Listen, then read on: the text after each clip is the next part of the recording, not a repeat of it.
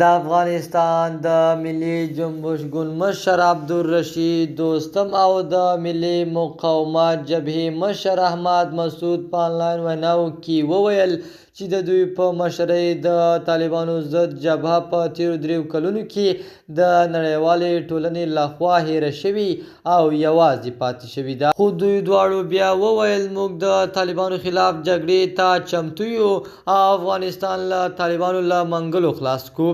په سلامونو مو ورکلی کوم د AFG نیوز چینل درنو لیدونکو، سلام، ستړي مشئ، وخت مو په خیر. پام مو راګرځوم د دې ساعت مهم خبر ته په سر کې یادونه کوم ملګرو که مو چینل نوي سبسکرایب کړی د مهمو خبرونو لپاره در سره AFG نیوز چینل په درنښت سره سبسکرایب کړئ.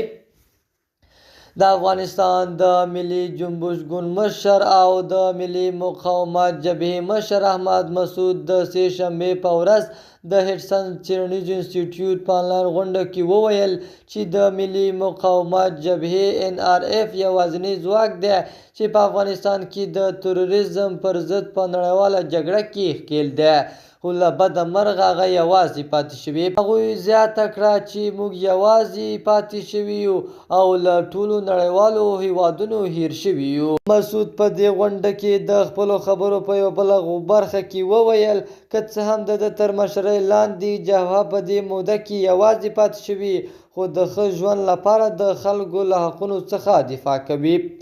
د افغانستان د ملي مقاومت جبهه NRF د احمد مسعود په مشرۍ د دولت له وسلوالو مخالفو ډلو څخه ده چې له تیرو 3 کلونو راهیسې د طالبانو پر ضد عملیات ترسره کړي دي.